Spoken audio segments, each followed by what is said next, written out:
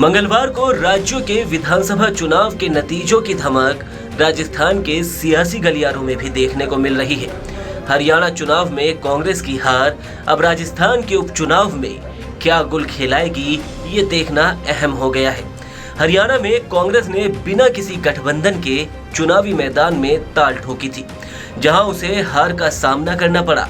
माना जा रहा था कि कांग्रेस को बीजेपी शासन के 10 सालों की एंटी इनकम्बेंसी के साथ ही जवानों, किसानों और पहलवानों का साथ मिलेगा।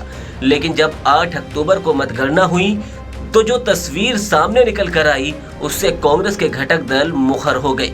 यूपी में सपा हो चाहे महाराष्ट्र में उद्धव ठाकरे की शिवसेना, सभी कांग्रेस को सीख दे रहे हैं। इसी बीच राजस्थान में तीसरे दल के रूप में अपनी पहचान खोज रहे आरएलपी के अध्यक्ष और नागौर से सांसद हनुमान बेनीवाल ने भी अपने सोशल मीडिया अकाउंट पर एक पोस्ट के जरिए कांग्रेस को सीख दी है।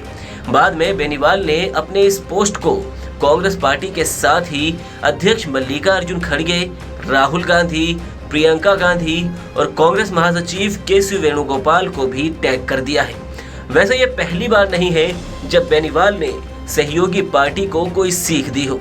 2019 में बीजेपी से गठबंधन कर लोकसभा चुनाव लड़ने वाले बेनीवाल ने विधानसभा के उपचुनाव के नतीजे आने के बाद पूर्व मुख्यमंत्री वसुंधरा राजे और बीजेपी के पूर्व मंत्री रहे यूनुस खान पर कांग्रेस प्रत्याशी की मदद करने का आरोप लगाते हुए प्रधानमंत्री मोदी, गृह मंत्री अमित शाह और बीजेपी अध्यक्ष जेपी नड्डा से कार्रवाई की मांग करते दिखे थे। इसके बाद जब 2020 में पायलट की बगावत हुई और कांग्रेस में कलह मची, तब भी बेनीवाल ने एक पोस्ट करते हुए लिखा कि पूर्व सीएम वसुंधरा राजे ने राजस्थान कांग्रेस में उनके करीबी विधायकों से दूरभाष पर बात करके उन्हें अशोक गहलोत का साथ देने की बात कही है। सीकर और नागौर जिले के एक जाट विधायकों को राजे ने खुद इस मामले में बात करके सचिन पायलट से दूरी बनाने के लिए कहा, जिसके पुख्ता प्रमाण हमारे पास है।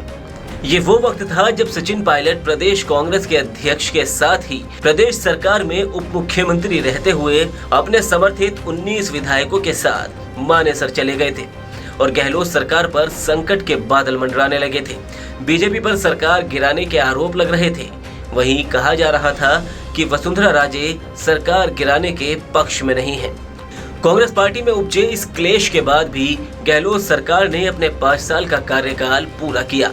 वहीं वसुंधरा राजे आज भी बीजेपी में ही है और राष्ट्रीय उपाध्यक्ष भी है।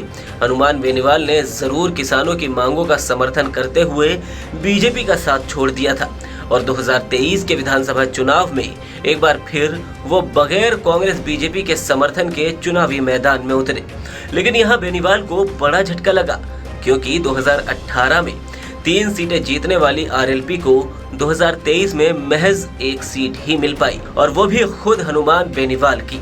2024 में एक बार फिर से बेनीवाल ने लोकसभा के लिए ताल ठोकी। इस बार उनको साथ मिला कांग्रेस का।